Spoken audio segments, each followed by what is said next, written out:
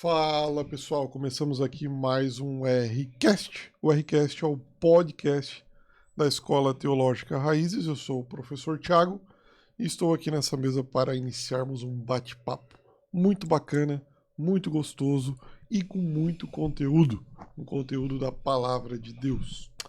Se você caiu de paraquedas nesse episódio aqui, eu te peço que se inscreva no nosso canal.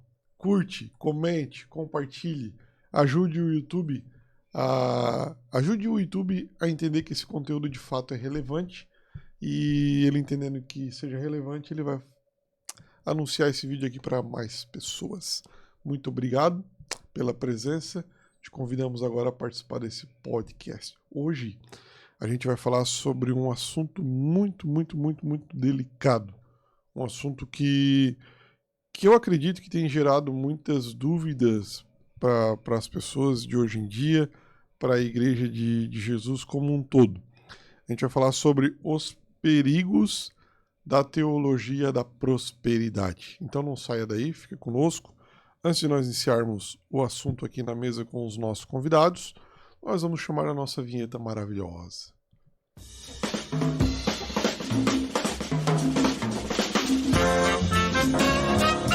Mais um Rcast no ar, aonde se criam raízes, mas não se cortam as asas. Fechou então? Curtiu? Gostou? Então comenta e compartilha aí. Comenta aí, gostei da vinheta. Não, achei palha a vinheta. Troca essa vinheta, pelo amor de Deus. Pode comentar aí. Ai.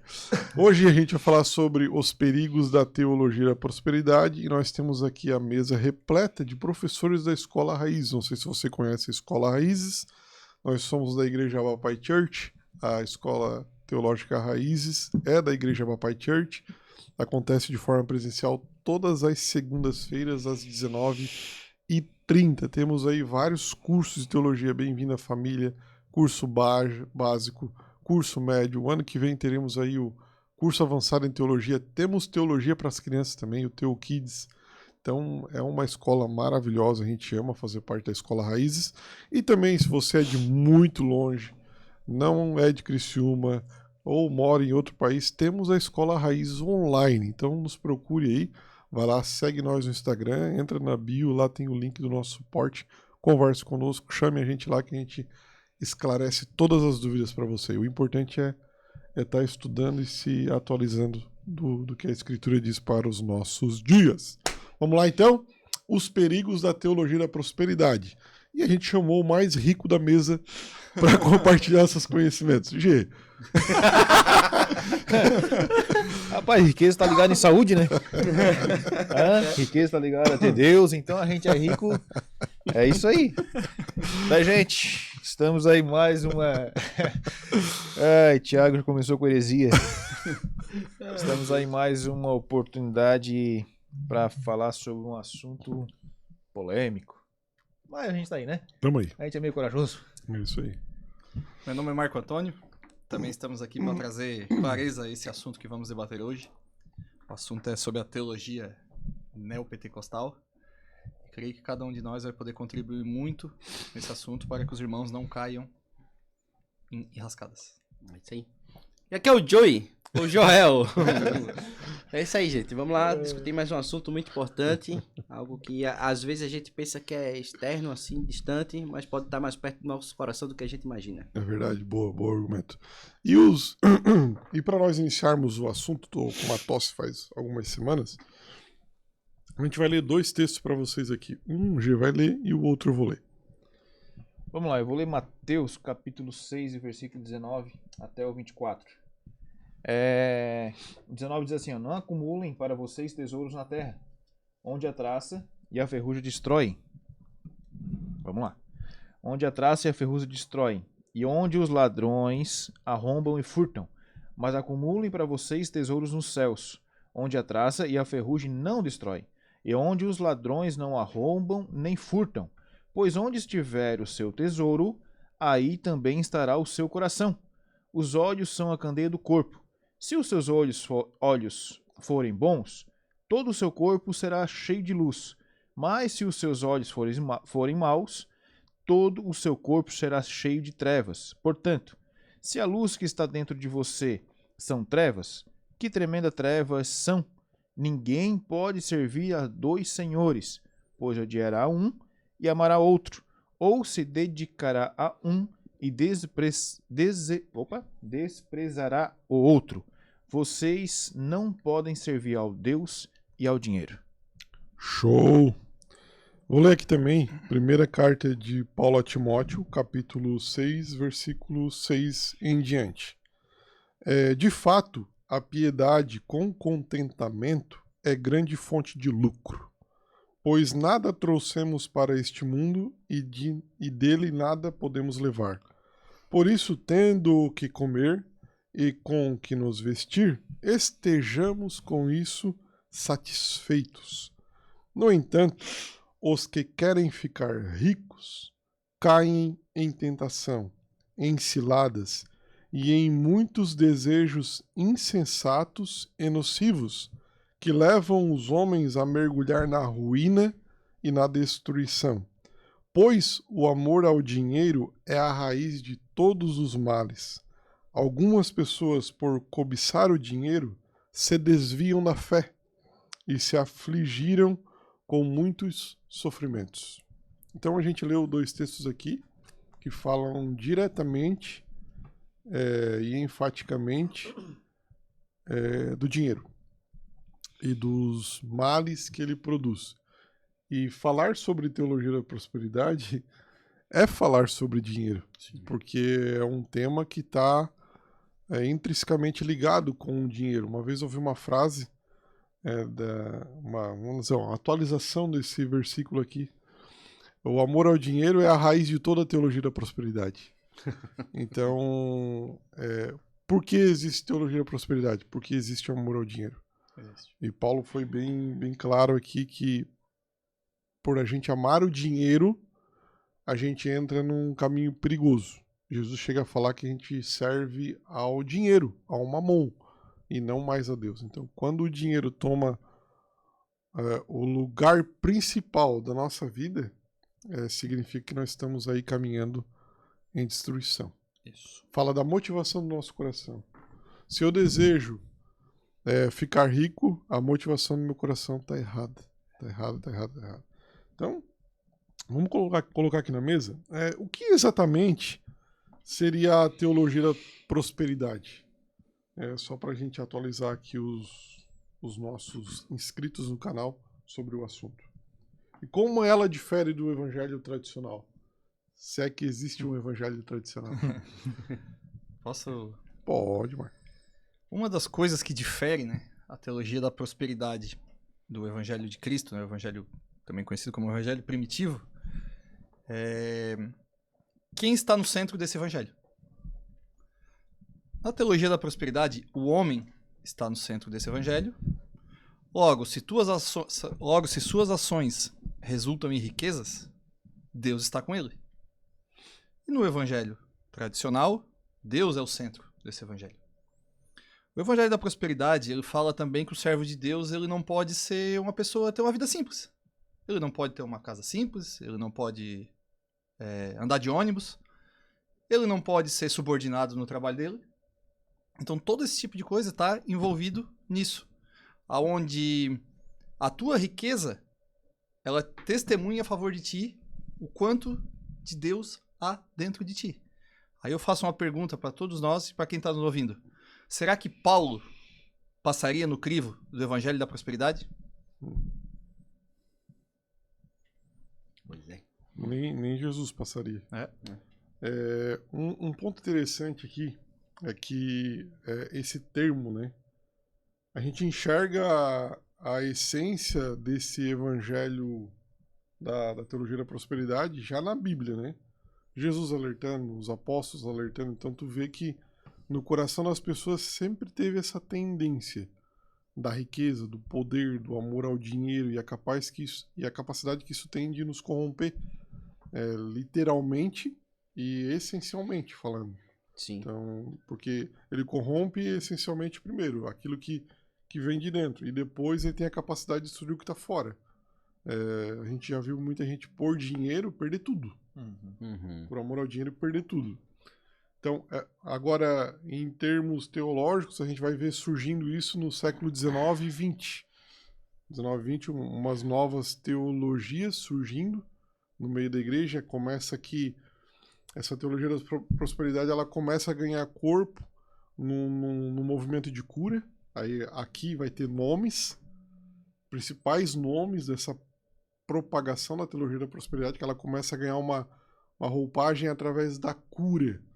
Então a cura de Deus, o dom de cura, ele começa a ser usado pela igreja de uma maneira equivocada, como uma posse daquilo que Deus prometeu que daria.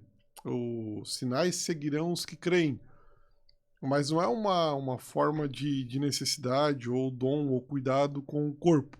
As pessoas começam a se apoderar dos textos bíblicos como se fossem donas dos textos bíblicos, tiram eles dos seus contextos e aplicam para sua vontade e benefício próprio. Então a primeira roupagem aqui na história sobre a teologia da prosperidade, ela inicia-se por meio das curas, milagres. Então esses propagadores de grandes cruzadas de curas e milagres, eles começam a disseminar esse pensamento de que um cristão verdadeiro não passaria por situações de doenças. E vão mais a fundo ainda, de que ao se adquirir uma doença, pode ser que essa doença, pode ser não, bota aqui um 99%, é motivo de um pecado, Isso. de uma desobediência a Deus. Então, aqui tem um braço da teologia da prosperidade, porque prosperidade não fala só de dinheiro, fala de prosperidade em todas as áreas da vida. E em se tratando de curas e milagres, o que é ser próspero? Não ter doença. Sim. Ou adquirir essa cura e esse milagre através de força, não através da vontade de Deus. E ela começa a ser disseminada no meio pentecostal, principalmente de início. Aí você vê ela tomando outras formas. Agora ela começa a ganhar forma numa confissão positiva. Entende? Você pega textos bíblicos isolados e começa a confessar isso de forma positiva. Eu declaro, eu decreto, eu determino. Aí você pega um texto de Isaías 53. Pelas suas pisaduras fomos sarados. Ah, Deus, a tua palavra diz que pelas suas pisaduras eu sou sarado. Então você se apropria daquele texto com força, fora de contexto, e determina, através de uma confissão positiva diante de Deus, de que você quer aquela cura. Então isso começa a ser disseminado. Uma outra raiz da teologia da prosperidade. Isso. Até que chega ao ponto de ela se revelar na sua totalidade. Que daí chega a parte do dinheiro. De que um crente, além de ter prosperidade na saúde, de ele tomar posse e se apropriar de forma positiva de textos bíblicos, ele também tem que ser próspero financeiramente.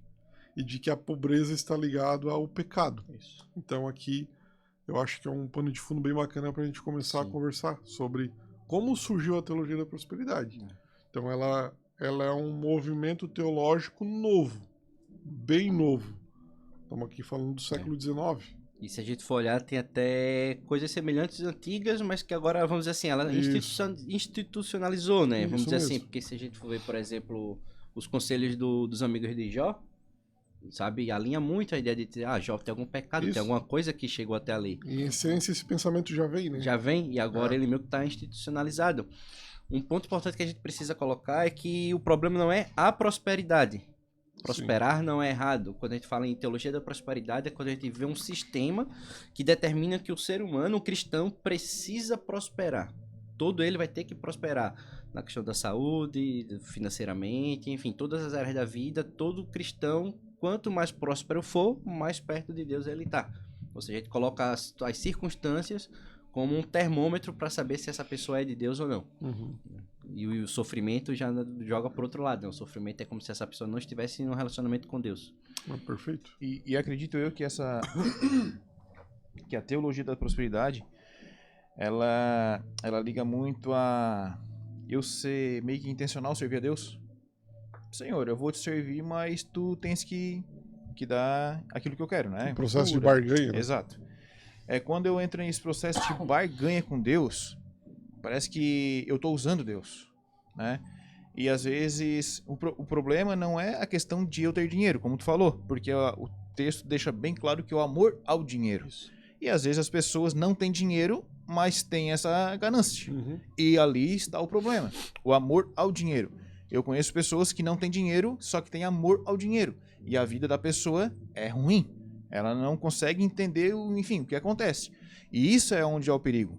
Daí quando eu chego a Deus, Senhor, eu não quero ficar perto de ti porque tu é Deus. Não, a hora que eu abraço Deus, eu estou colocando a mão no bolso de Deus para tentar pegar alguma coisa. E isso é o perigo. É onde eu chego perto de Deus querendo subtrair alguma coisa dele. E Deus não é assim. E na realidade Deus não é assim. Porque quando mexe com dinheiro parece que dinheiro, poder, eu quero aquilo, eu quero. Quando Jesus chegou para aquele camarada lá que disse vende tudo e divide aos pobres. O cara tinha amor ao dinheiro. A gente entendia que o dinheiro falava alto na vida dele. E o que ele fez?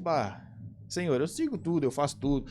Mas a hora que ele falou sobre o dinheiro, ele se travou. Travou o Windows, deu tela preta. E acontece hoje em dia, a gente vê. Acontece, porque parece que quando falta dinheiro, parece que falta tudo. Uhum.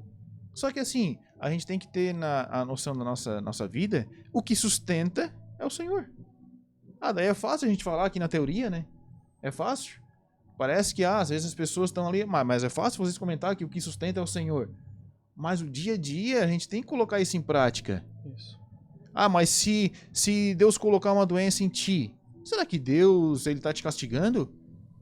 Né? Outro episódio atrás a gente falou, aquele cego de nascença, foram lá e questionaram Jesus. Essa doença é para quem foi que pecou? Qual é o motivo? O que aconteceu? O Senhor disse, é para que a glória de Deus se manifestasse. Uhum. E será que a gente está aqui para agradar a Deus? E às vezes, para agradar a Deus, às vezes Deus vai usar de uma enfermidade na nossa vida. E daí? Eu te pergunto. Na teologia da prosperidade, isso aqui não funciona. Uhum. Então, quando eu tô, Senhor, eu tô aqui para te servir. Faz de mim, cara, é uma palavra forte. Faz de mim o que tu queres. Faz da minha família o que tu queres. Tu tá dizendo assim, Senhor, tu tens liberdade para fazer tudo. Entendeu? E dentro da teologia da prosperidade, isso não funciona. Porque se tu não tem resultado, tu não tá bem. Às vezes a gente tenta até dar uma disfarçada, a gente que eu digo assim como ser humano, né? Nessa questão da teologia da prosperidade, como se fosse... não tem problema ser rico. E de fato não tem problema ser rico. Eu tô falando aqui de questão financeira mesmo. Uhum. Só que a pessoa diz, a questão é o teu objetivo com a riqueza que tu busca. Só que quando a gente vê o texto de Timóteo ali, ele diz bem claro, né? Ali no texto, no capítulo 6, versículo 9, quando ele diz assim... aqueles que desejam enriquecer caem em tentações e armadilhas e em muitos desejos tolos e nocivos, que os levam à ruína e destruição. Ele não está dizendo aqueles que desejam enriquecer para o mal. Ele está basicamente desejam enriquecer. Então a ideia da riqueza é seja para qual for o benefício. Seja qual for, pode ser a melhor das intenções, mas se o teu objetivo é o enriquecer, tu cai em tentação. Uhum. Entendeu? O que o texto está dizendo. Não adianta. Então, assim... Não que a alternativa seja um fatalismo, né? Tipo assim, a teologia da prosperidade vai trazer a ideia do triunfalismo. Tu tem que prosperar em tudo, triunfar. Uhum. Mas a alternativa a isso não é que tu vai ser fatalista e ficar quieto e tudo que acontece não é assim mesmo. Os dois extremos são perigosos. São perigosos, sim. Exatamente. Porque, na verdade, o fatalismo ali, tu só ficar quieto e tal, muitas vezes é quase que um... espírito de miséria. É algo que também vai te afastar do propósito que Deus tem na tua vida. É um vitimismo, parece. É um vitimismo, exato. Então tu se prende num extremo no outro, é contrário ao que Deus tem. Uhum. Verdade. Jesus ele fala assim, né? Buscar em primeiro lugar o meu reino e a justiça dele, e as demais coisas não serão acrescentadas, né? Acho que foi Joel que falou sobre Jó, né? Que a questão não é ter o dinheiro, é o dinheiro te ter. Porque Jó, quando se depara naquela situação lastimável, eu falo o quê? Nu vim esse mundo e nu partirei. Então Jó era o homem mais rico E era o homem mais piedoso da época. E eu creio que o cerne da teologia da prosperidade, claro que a maioria das vezes desemboca na questão do dinheiro, mas eu acho que a questão que deturpa mesmo a palavra de Deus é a questão do barganhar com Deus. Uhum. É colocar Deus à prova. Sabe, é o texto de Malaquias 3, cara, assim... Muita gente tem enriquecido Uhum. com esse texto deturpado, sabe? Uhum. Então, é colocar Deus à prova. Porque aqui, Senhor, não vai contra a tua palavra. Eu vou trazer meus dízimos à casa do Senhor e tu vai ter que despejar o melhor... Me abençoar, trazer o melhor dessa terra, tá escrito na tua palavra. Cara, e quem é o ser humano para propor algo a Deus? Onde o ser humano estava quando Deus mediu as extremidades da terra? Então, assim, ó, passa por uma audácia, um ser humano tupetudo, sabe? Assim, altivo, em relação ao próprio Deus, o próprio Criador. A confissão positiva, ela te Isso, tipo assim, coloca nisso. e isso tu corrompe, cara, o ensino do evangelho profundamente. O evangelho é corrompido de uma forma muito agressiva com essa teologia da prosperidade. É tipo assim, você chega pra Deus e Deus, satisfaça a minha vontade. Enquanto que a oração do nosso mestre foi, Senhor, faça a tua vontade e não a minha. Então, No momento de sofrimento, né? sofrimento. A teologia da prosperidade, ela causa esse dano, né? Dano. E tipo assim, e os mais beneficiados da propagação dessa teologia são os próprios que propagam. Porque usam da ignorância do povo em relação às escrituras, deturpam a mensagem verdadeira do evangelho para seu próprio benefício e vendem as bênçãos de Deus que são dadas de graça. Sim. Porque tu bem falou, buscai o reino de Deus e a sua justiça primeiro.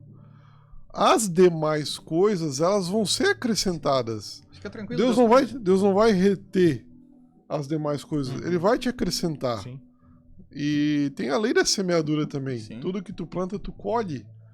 Então, se tu estiver dentro de um propósito de Deus real, um evangelho sincero, cara, se você trabalha, você vai colher os frutos do seu trabalho.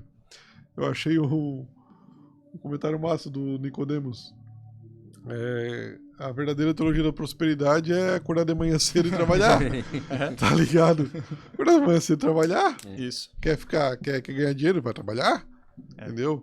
Agora, tu pegar todo o argumento do evangelho, deturpar ele pra enganar o povo, cara. Porque daí assim, ó, tu engana o povo aonde? Na própria ganância Sim. da humanidade. Isso. Todo mundo quer ter uma boa vida. Todo mundo quer ter uma situação financeira melhor. E quando essa oportunidade vem vestida numa roupagem religiosa, Aspecto parece de que fica piedade, mais né? atrativo ainda. Sim. Porque a humanidade, ela anseia por um Deus, por um ser relativamente superior que vai me dar direção. Agora, quando esse ser superior ele é apresentado junto com a satisfação pessoal, cara, ele se torna muito atrativo. Isso. Muito Thiago, atrativo. eu vou jogar uma pimentinha aqui na conversa, cara. Eu tive caso da minha família. Eu tive caso da minha família da pessoa cair no golpe do bilhete premiado. Era uma pessoa que já tinha idade avançada. Quando tu olha de fora, pô, enganou a pessoa com idade avançada, ela se prevaleceu. Só que quem é da família conhece, que tá próximo, o que essa pessoa que é de idade avançada tem no coração. Então assim, ó, eu não vou querer generalizar.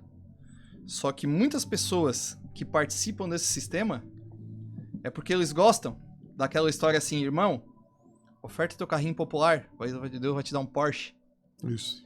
Então, É a barganha, até né? certo ponto, não são tão coitadinhos também. Eles gostam dessa troca e dessa barganha. Pega na ganância, né? Pega na ganância. Então olha lá, o pessoal se enganando, coitadinho deles. Às vezes não é coitadinho. Mas aí eu acho que entra num critério que pega todos nós. Porque nós somos seres humanos caídos, Sim. sujeitos ao pecado. A nossa natureza humana tá corrompida. Uhum. Então, quando eu chego num templo religioso em busca de uma mudança de vida e é me apresentado o evangelho da teologia da prosperidade, a probabilidade de eu abraçar aquilo ali por causa da minha natureza humana caída é gigante. Não tem o revestimento, né? É. O ser humano, todo ser humano ele quer resultado de alguma coisa, quer buscar alguma coisa, tem um propósito. E a teologia da prosperidade é meio que uma promessa de um caminho mais fácil para tu alcançar aquilo ali. E quando mexe com essa ideia do divino, a gente vive num país que é muito místico, a gente tem muita cultura mística aqui no nosso país. E quando traz coisas de tipo, pega esse lenço com o suor do apóstolo tal, coloca na gaveta que tu vai receber a cura, tipo, são várias mandingas, coisas que o pessoal acaba indo, por quê? Porque a gente tem culturalmente isso, achar que é um caminho fácil, existe essa ignorância. E tu paga por aquilo, né? E paga por aquilo. Então existem os enganadores, mas existe também muita gente sincera ali no meio. E a teologia da prosperidade faz todo mundo aí de vítima. Só que a raiz, a questão é a seguinte, é justamente o coração humano corrompido.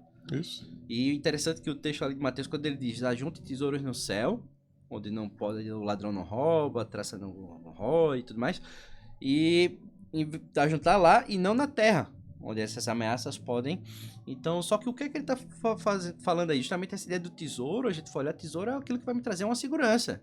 Tesouro vai me garantir que eu vou conseguir aquilo que eu preciso. Então, quando ele faz essa comparação de céu e terra, não é no sentido de material ou não, mas ele diz assim, onde é que a nossa esperança está depositada? Qual que é o meu tesouro? Qual que é a minha segurança?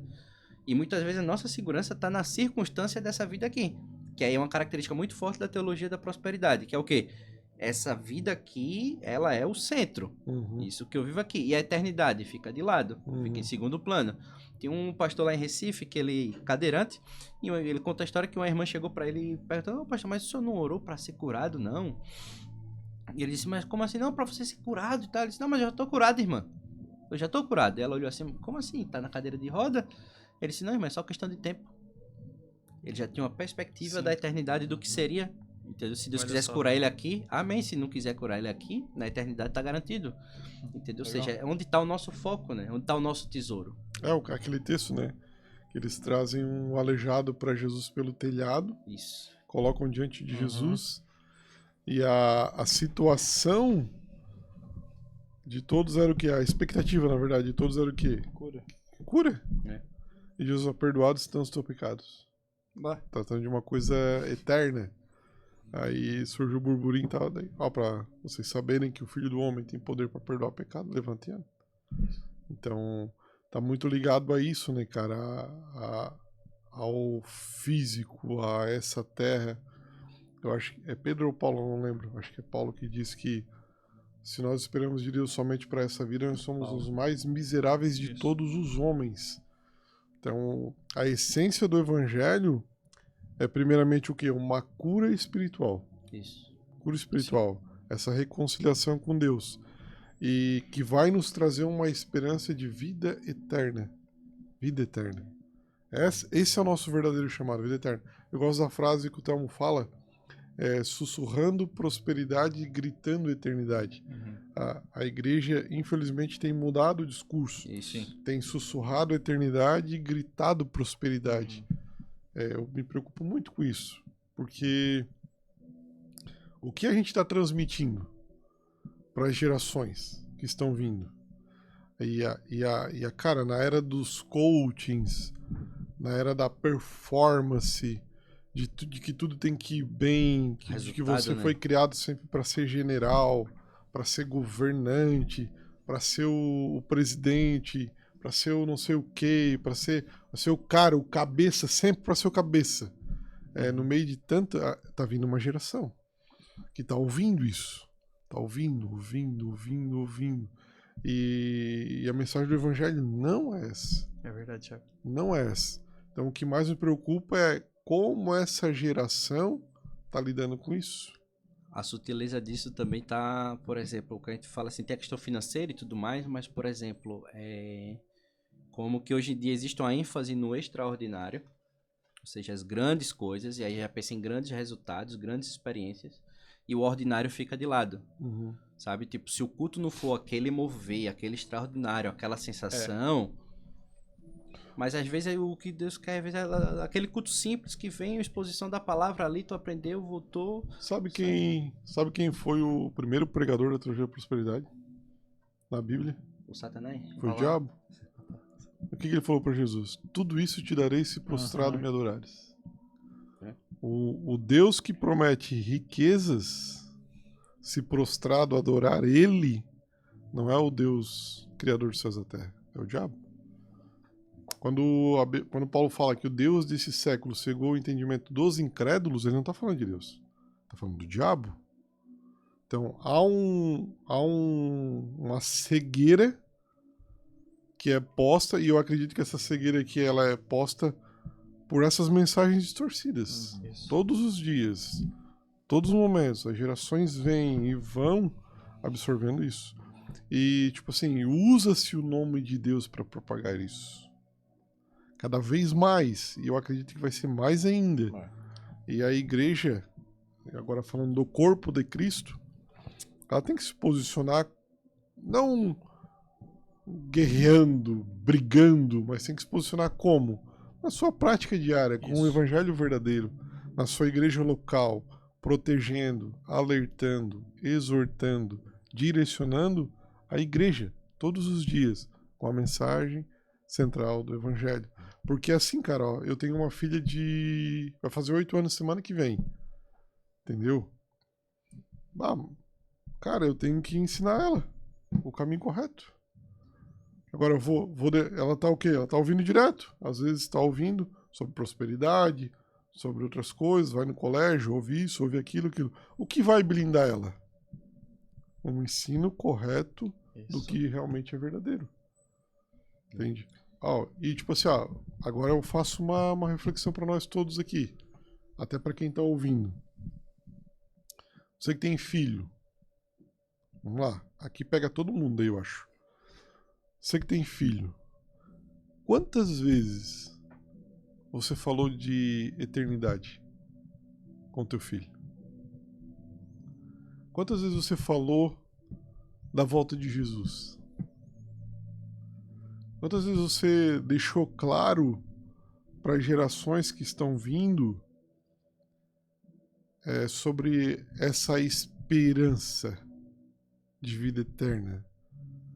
Quantas vezes a gente já deixou claro, Joel, para as pessoas que a gente aconselha, de que o verdadeiro significado do evangelho é esse mesmo, não ajuntar tesouros na terra, e sim tesouros no céu.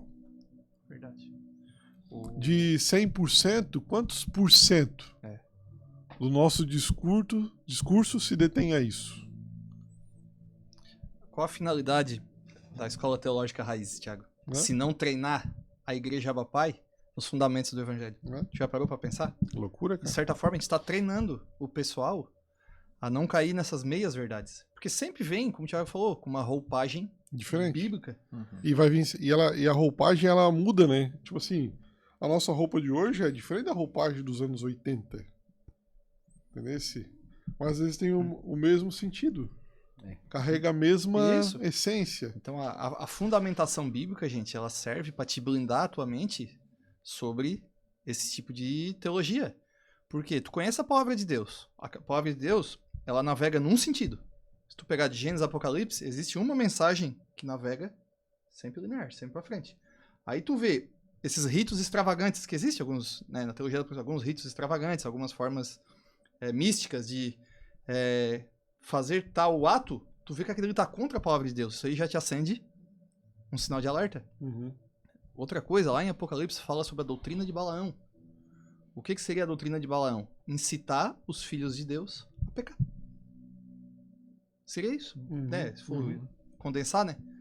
Então, não vou afirmar categoricamente, mas muitos desses lugares que ensinam essa teologia da prosperidade, eles podem estar pregando a doutrina de Balaão. Sim, porque tu tá... Corrompe o bom ensino. Tu tá conduzindo alguém que tinha a oportunidade de alcançar o evangelho verdadeiro. Ou foi o que Jesus falou para os religiosos da sua época, ó. Vocês atam fardos pesados sobre os ombros do povo e que vocês nem mesmo carregam. Vocês impedem as pessoas de chegarem ao reino de Deus. Isso. Então, cara, tem uma forte influência no ensino falso. O interessante é que a gente fez ali os episódios da carta de Tito e a gente vê desde o começo dos primeiros versículos, no meio, final, Paulo falando sobre a eternidade, sobre a graça de Deus, a eternidade e tudo mais. E lá tem uma parte que ele fala também sobre o ensino, né? Os mais velhos, os líderes, as mulheres, ensinar, e tudo fundamentado nessa ideia de eternidade. Então, a própria ideia da escola Raízes é isso, é trazer essa eternidade de volta à memória do pessoal e entender que é algo que vai além. Muitas vezes a gente sofre, quem fala muito isso é o Paulo Borges Júnior, ele diz assim, a gente sofre muitas vezes por ficar vivendo em função de uma expectativa de futuro e não numa convicção de eternidade. O que é isso? Em vez de eu ter a convicção do eterno que já está garantido por Deus, eu começo a viver essa expectativa do futuro, do amanhã, do meu trabalho, do que é que eu vou ter. Eu começo a viver essa frustração, essa agonia, porque eu estou pensando muito no aqui, no futuro daqui. Mas quando eu olho para a eternidade, tenho essa convicção da eternidade, uma característica não vai ser o desprezo pelo que é temporal. Pelo contrário, quando eu foco na eternidade, o que é temporal ganha sentido e ganha propósito. Sabe? Tipo, quando Jesus disse lá pro jovem rico, disse, ó, vende tudo que tu tem e dá aos pobres, ele não tá dizendo, despreza o que tu tem e me segue. Mas dá verdadeiro sentido isso. Ele deu verdadeiro sentido para o que ele tem. Entendeu? Diz, ó, toda a riqueza que tu tem aí tem um propósito agora, cara. Entendeu?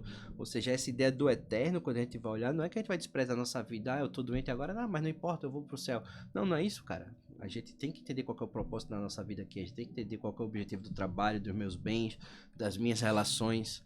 Então, o eterno tanto nos protege dessa ideia errada da prosperidade, como também traz propósito de fato para aquilo que Deus coloca em nossas mãos. Top. Cara, um ponto interessante também que dá para trazer para a mesa é que a teologia da prosperidade, claro, não está ligada só a dinheiro, como a gente já bem mencionou, mas tá ligado às vezes de um ensinamento distorcido em relação a doenças e tudo mais. Às vezes as pessoas adquirem doenças e os propagadores da teologia da prosperidade vão dizer o quê? Não, isso é um pecado que você cometeu. E às vezes até associam dinheiro a isso. Tipo assim, você paga um valor, a forma de barganha, para conseguir a cura diante de Deus do pecado que tu cometeu. Eu acho que é importante a gente deixar claro aqui que se a pessoa está doente, às vezes adquiriu uma doença e tudo mais, deixar claro, não é porque tu cometeu um pecado. É por causa do pecado que a gente adquire doenças. Mas é por causa do pecado original, lá em Adão. A morte foi delegada a todos os homens e o nosso corpo físico sofreu esse impacto. Esse corpo físico aqui, ele é finito. Ele nasce, mas o nascimento dele, o crescimento dele é para um dia morrer. E ele também deixa muito claro em Gênesis que a terra começou a produzir espinhos. Então, toda aquela obra perfeita de Deus, ela foi danificada por causa do pecado concebido em Adão. Então, as doenças que a gente tem são por causa disso, por causa do pecado original. Não porque eu cometi um pecado específico, eu adquiri uma doença. Não, é por causa da nossa limitação. Do pecado original, não por causa de um pecado. Você não adquire um câncer porque mentiu. Não, a Bíblia não ensina isso. Se você mentir, provavelmente isso está relacionado à sua falta de comunhão com Deus. É o que ele vai quebrar, né? Aqui vai quebrar o relacionamento com Deus. Não que Deus vai te castigar com um câncer porque você mentiu. Não, você já adquiriu castigo maior. Que é o que a gente está falando aqui desde o começo. Essa reconciliação, ela não aconteceu ou está quebrada. Então isso que é importante enfatizar. Acho que para essa questão da teologia da prosperidade, a gente precisa muito trazer realinhar nossas convicções, na verdade, para poder lidar com ela, né? Porque, por exemplo, tem muito uma ideia de, você nasceu para vencer. Não tá errado, mas o que é o vencer? Sabe? Então, não é que a pessoa nasceu para ser derrotada, mas o que é o vencer de acordo com a palavra. Para muitos, os mártires que morreram lá no Coliseu eram derrotados, mas eles eram vencedores. Então, o nascer para vencer não é que tu vai ter uma empresa que vai dar sucesso lá na frente. Talvez não. Então, tem muito essa convicção, sabe? Na parábola da semente, lá do semeador, quando Cristo vai explicar sobre a semente que caiu entre os espinhos, ele diz que os espinhos são as preocupações, as riquezas e os prazeres dessa vida. e sufocam a planta, que a planta não produz fruto. Só que quem é sufocado ali não sou eu, a semente que é sufocada da planta ali é a palavra de Deus. Então, na verdade, às vezes a gente, por causa de preocupações, a gente vai viver em busca de riquezas, e essas riquezas vão gerar em nós o quê? Prazeres. Então, quando eu vivo nesse ciclo de preocupação, riqueza e prazer, eu posso estar prosperando, porém a palavra de Deus não frutifica na minha vida. Então, Perfeito. pela teologia da prosperidade, eu posso estar tudo certo, porém a palavra de Deus não está Ela frutificando. tá sufocada. Ela está sufocada na minha vida. O que é o padrão bíblico de prosperidade? Essa é a questão, né? Isso. E na realidade a gente pode trazer hoje a verdadeira prosperidade, né, Thiago? O tempo tá quase... Mas eu acho que trazendo a verdadeira prosperidade, quando a gente coloca... O que é ser próspero, então? Vamos colocar no dia a dia. Cara, é quando eu olho pra minha família. Isso. Né? Quando tu olha pros teus filhos. Quando tu olha pra tua casa. Isso. Pro homem que quer ter prosperidade, olhar pros filhos, olhar pra mulher. De onde Deus te tirou, né? Da onde Deus te tirou, aonde Deus te colocou. Ainda um mês atrás eu peguei minha família, a gente foi viajar. Cara, eu olhar pros meus 2 filhos, eu tenho a nora, eu tenho um neto, tudo no mesmo carro. E eu olhar assim, puxa vida. Isso não se compra com dinheiro. Entendeu? Se compra com o quê? Jesus me deu. Entendeu? Jesus te deu. E às vezes a gente coloca prosperidade no financeiro, só no financeiro e fixa no financeiro, né? Porque a teologia da prosperidade ele vai trazer para te ganhar. E às vezes a prosperidade está do teu lado. E a gente vive reclamando. Só que a gente não vê a prosperidade do nosso lado todos os dias. Volto a dizer, sempre digo isso, nos detalhes, todos os dias. A prosperidade te acompanha. Uma pessoa me chamou essa semana. Irmão, pode ir lá em casa orar? Orar pela minha casa e tal. Uma situação difícil, isso e aquilo. Irmão, vou marcar. Vou lá com certeza. Tranquilo, de boa. Aí ele, o que me chamou a atenção. Eu não sei se o irmão cobra alguma coisa e tal, pra ir lá orar pela minha casa. Oh, Jesus. Assim, bom, irmão, que isso, cara. A gente não cobra nada, não. Ligado? Mas, tipo assim, possivelmente uma pessoa dessa tá vindo de um contexto onde a teologia da prosperidade é pregada. Ela tirou isso de algum lugar? Ela não veio assim de uma... Ela veio de um ambiente que é pregado teologia da prosperidade, onde se compra a bênção de Deus, onde o teu Profecia. dinheiro vai fazer com que o Deus te enxergue de uma forma diferente e melhor. Então, cara, é tipo assim, isso é um caso que chegou a mim que não sou nem tão conhecido. E o outro extremo, Thiago... Olha a multidão que tem.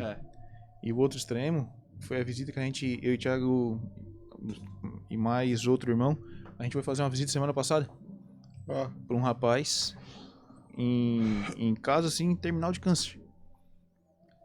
Era a situação assim de ele tá reclamando, ele tá deitado numa cama. Teve uma frase, ele falando bem baixinho, ele não conseguia falar muito alto. E teve uma frase que me chamou a atenção, ele assim, Deus é meu amigo. Entendeu? Cara, ele tá tomado de câncer. A cabeça dele tá bem assim, tal, já passou por várias cirurgias. Ele diz assim, Deus é meu amigo. Mas ali não tem dinheiro.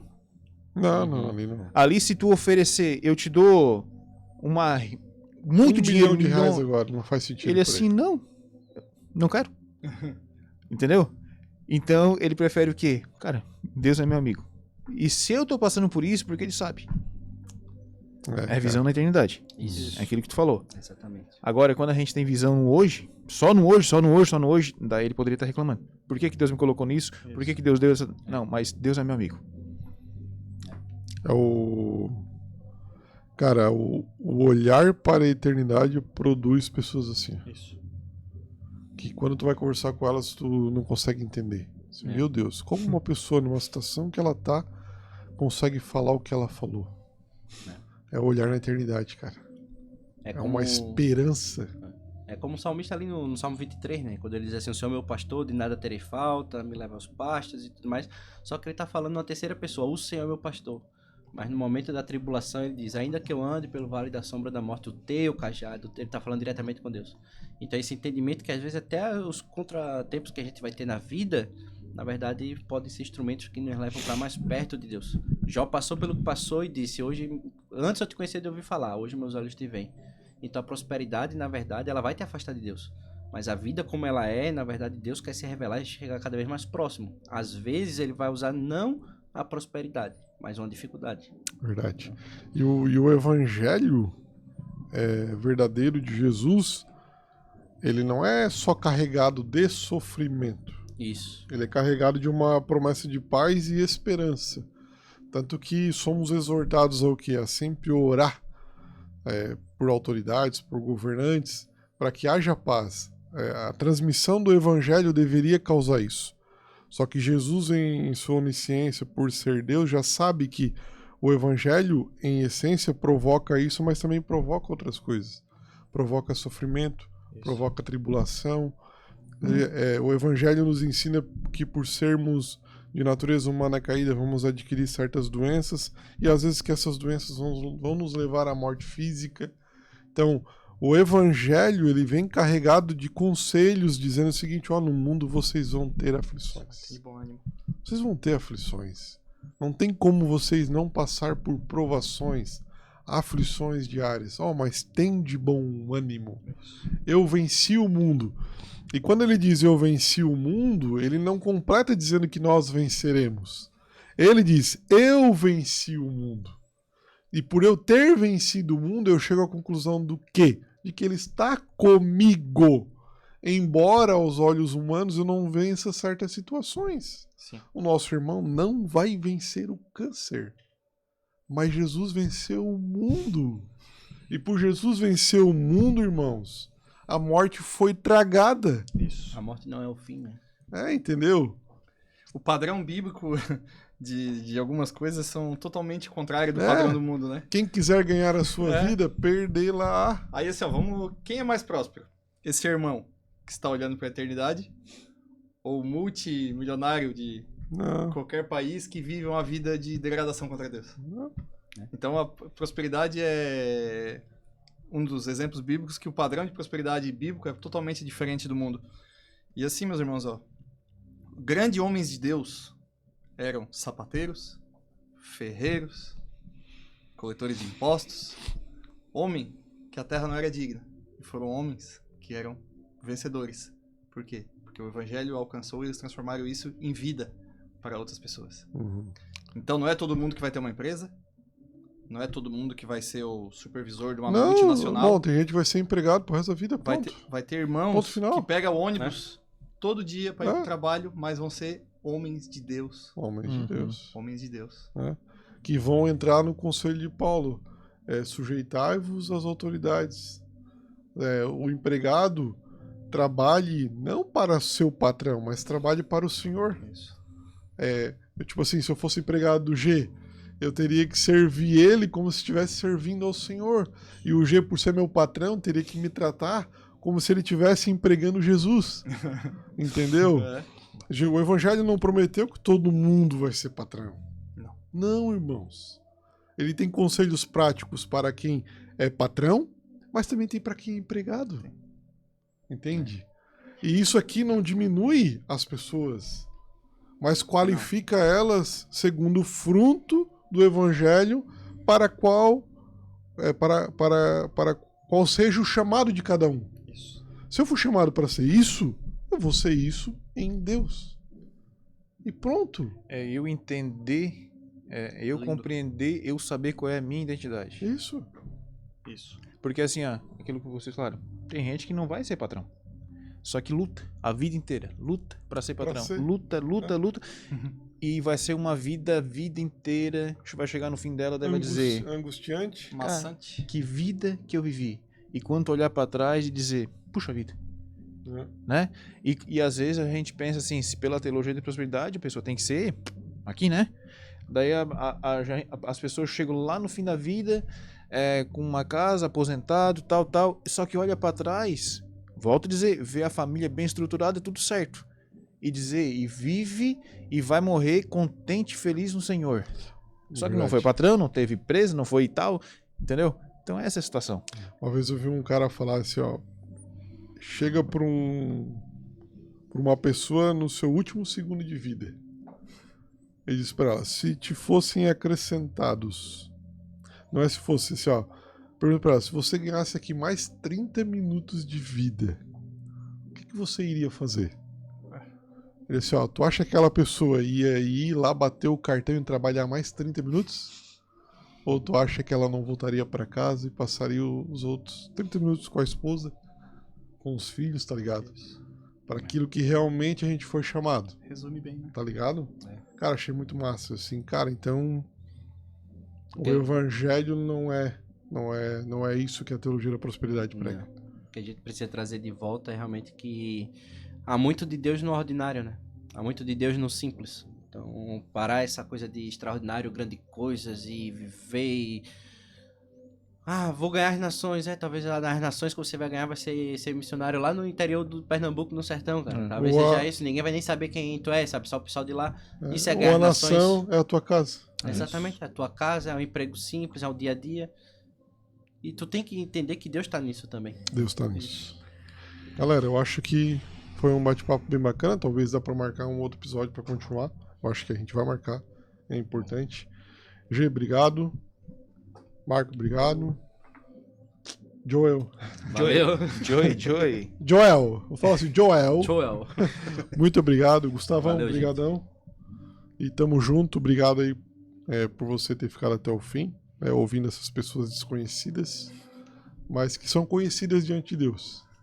E que estão tentando fazer a diferença com uma palavra pura e verdadeira. Em nome de Jesus. Que essa palavra seja guardada no teu coração.